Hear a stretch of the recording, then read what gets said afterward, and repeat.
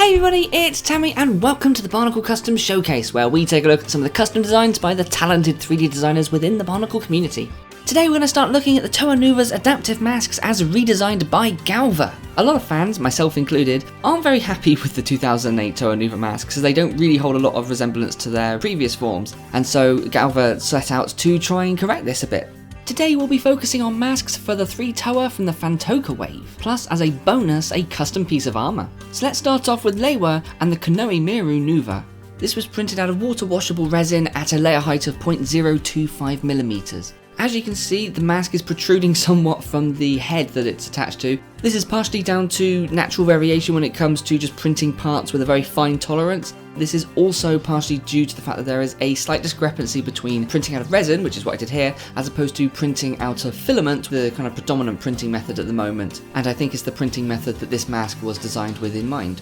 To remedy this, I would recommend people printing resin parts to maybe scale them down by a couple of %, although this will vary on a number of factors. If you've got a very good eye, you may also notice that this mask has a chunk missing out of the left cheek. This is because when I prepared this file for printing, I accidentally clipped this mask in with another one, so you'll see signs of that on that mask. So as we look at all the versions of the Miru together, you can very quickly see that this mask very much resembles the original O2 version of the Nuva mask, with the 5 crests coming out along the side and along the top of the forehead. What I like about Galva's design though is that it almost forms a kind of a unibrow above the eyes, which actually evokes the beak on the standard Miru, possibly better than the original Nuva mask. Galva's design also keeps the vents on the forehead, which are featured on the O2 mask and even more prominently on the original Phantoka design. The cheek vents are also present from the O2 mask and have been stretched out. This is really a mask that benefits from being seen from an angle rather than dead on. I also like how this has kept the kind of big bug eyes from the original Phantoka mask, which is exaggerated more by it being visor compatible. It also keeps the large flat nose section and the open mouth from the O2 design, although it's open-ended at the bottom of the chin. Galva's also kept this circle motif, which is prominent across all of the masks from this wave. Overall, I really like this interpretation of the Miru Nuva. It keeps an awful lot of cues from the O2 design, but translates it across to the slightly more angular design of later years. So let's see how it looks on Leiwa himself. So here's Leiwa Phantoka. He was kind of the poster child of this wave, and I think he's generally considered by fans to be like the best looking of the Toa Nuva from this year. As such, the only changes I've made have been to give him proper fists, because apparently that's just my fetish. Because the air saber's already so big, I've removed the bulky blaster and rearranged the thrusters on the shoulder so that they don't keep bumping into the bloody mask. But let's add Galva's adaptive Miru Nuva on now, and as you can see it looks really good on the model. It's definitely sleeker than the original mask, and looks more appropriate for a Toa rare who is specifically outfitted for doing aerial manoeuvres and acrobatics. That said, comparing him to 2002 Leiwa, aside from being a lot taller, actually let me get him something to stand on. That's better. I think this overall look is a little bit underwhelming, but I don't think it has anything to do with the mask itself, and I think it has everything to do with the colour scheme. This mask is after all supposed to make Leiwa Phantoka look a lot more like he's actually Leiwa Nuva, and I think my decision to paint this mask in lime really doesn't do it justice. I think this mask might actually look a lot better on one of like the recolour builds that the BioShelf has done, for example. The reason I didn't switch out any of the Phantoka parts for matte green is because they simply don't exist from this era. However, seeing it now, I want to do this mask justice, and I think I might come back to this one day and paint a few parts matte green. Let me know if you would actually like to see that in the comments, and I'll start thinking about which parts need to be painted. Next up, we have a character who's much closer to his original colour scheme, and that is Parker and the Akaku Nuva. Like the Miru, this was printed at a layer height of 0.025mm. Luckily this one had no major defects, although it does still have the issue with the axle being too large. Let's see how it compares to the other masks in the Akaku family. So looking at all the versions of the Akaku together, you can notice two things. Firstly, the white spray paint definitely shows how much these official LEGO parts have yellowed over the years. But perhaps more relevantly, Galva's design here really does look like a natural intersection between all of the existing versions of the Akaku. Helping this, I think, is that there is a circle motif shared by the Phantoka masks in general and on the original Akaku. And for those familiar with Bionicle prototypes, you might notice that this even resembles the prototype Akaku mask as well. The top of Galva's design is definitely a stretched out version of the forehead vents on the original Akaku, but Galva's kept some prominent wired designs inspired by the Nuva version of the mask. The original Akaku had 3 scopes, both Nuva versions have 1 scope, so this version splits the difference and has 2. Although only one is designed to fit another LEGO piece inside it. The cap was a little bit too tight when I first printed the mask out, so I drilled it out slightly and can now fit a translucent bar piece to bring a bit of extra life to the mask. Also, the scope is on the right side now. Hooray! Galva's even made a scopeless version if you want it. So here's Kakama. I've updated the sockets for the CCBS versions because they're just a bit more sturdy, but they're the same colour as before, and I've given him white hands as opposed to the grey sockets he originally had, just to add a bit more white in there. I've also spray painted this armour piece to give him a flash of silver. To bring him closer to his previous versions, I've given him a translite blue eye stalk from the Toa set, and I've replaced the red laser that was in his mask originally with a blue one. But if I bring in my slightly modded 2002 Kakama, and then switch out the Phantoka mask for Galva's version, you can immediately see just a much better resemblance to the previous character.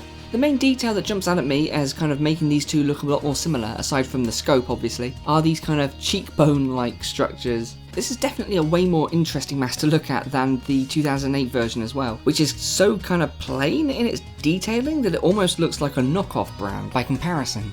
Honestly, the only real drawback for me with this mask is the sizing. The height is fine, but it's a much narrower mask than the mask that it's based on, the 2008 mask it's replacing, or even the other adaptive masks that Galva's designed.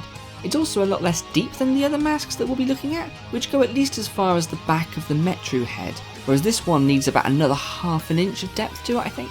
On its Thingiverse page, Galva says that this is the first of the 6 that he designed, which may well be the reason then, because he's got the proportions dead on with the other masks. Hey everybody, Tammy from the edit here. I think I've just realised why this mask is so shallow, and that's so that it can fit these flight visor bits behind it. I can't 100% confirm it because I've got the axle issue, but yeah, I think that looks pretty cool. It means you can put Kakama in the jet tracks. Last up we have Toa Pohatu, who is looking quite different from the stock set version. Regular viewers of the channel may well be familiar with this version of Pohatu, but to give a quick recap, he's featuring a mod that allows him to have full forearms and hands whilst also sporting his weapons, reddish brown Haraka armour and CCBS fists, and the feet are spray painted. Since I first showed him off to you though, he's clearly gained a fetching new piece of armour which we will get to in a minute, but first I want to give this mask just a bit more love. Because Galva's adaptive Kakama Nuva was actually one of the very first masks I ever printed off, which is partially why I've only got this blurry footage of the initial print. But here's a beautiful CG render to give you a better idea of how it should look. The fact it was one of my first prints is also the reason why this particular print has a lot of little marks and scuffs on it. I've tried to clean it up a little bit since I first showed it to you, but do just bear in mind most of the pock marks on here are as a result of my printing and not the designer's fault. But if we look at all the versions of the Kakama together now, this might be one of the most interesting comparisons of the lot. For a start, it really makes me appreciate how good the Noble Kakama looks, even if at the moment it's looking pretty grubby because I have to remove some paint from it and it's the only one I currently have. But whilst a lot of people have ragged on the 2008 masks for not looking like their 2002 counterparts, it's just striking me how much the mouth and the triangular design coming down at the front actually is surprisingly evocative of the 2002 Nuva mask. Even more so actually when you add the fins in from the flight version. Regardless, looking at Galva's version of the mask, it's just so undoubtedly a smash up of the Great and Nuva versions, and I really like it. This mask takes very obvious cues from the Great version, with the cheeks being almost verbatim and the vent in the forehead. However, what this mask then adds on top are the crests along the cheeks again and the forehead. And whilst they're a lot less prominent on this mask than they are on the 2002 version, they are still undeniable and make sense as a more kind of streamlined and tech aesthetic that 2008 was going for. It's also got this nice open mouth part similar to Galva's Miru Nuva. And a subtle detail that I like are these pegs sticking out the bottom of the chin that clearly refer to the original Phantoka version and tie it in with the Noble version. So if we take a look at Pohatu now, obviously the colour scheme makes a massive difference in making him look a lot more like his old self. But even if we switch out the original Phantoka mask and switch in Galva's version, yeah, he really does just look a lot more like the Pohatu we know and love. I think I would have liked the crests to have been more prominent along the cheeks and forehead, but maybe then the mask would have ended up looking a bit too similar to the Miru Nuva, and it's possible that that just wouldn't have looked as good with the lower half of the mask. So finally, let's take a look at this chest armour piece.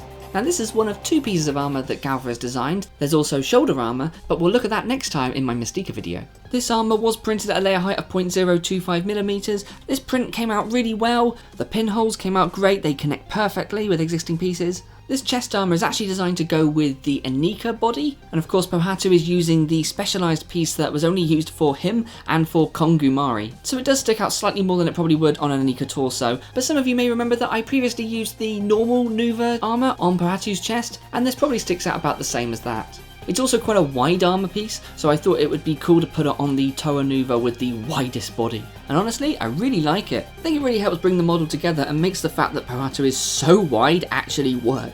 The overall shape of the piece is very similar to the original Nuva armor, with the 2 massive pecs and a smaller abdomen piece.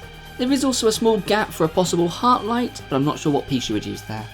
But now it's over to you. Which is your favourite? Do you think you might try and grab any of these? Links for the models are down in the description. Thanks so much to Galva for designing these. Hope you enjoyed this video. Take care, and I'll see you next time for Galva's take on the Toa Mystica. See you then.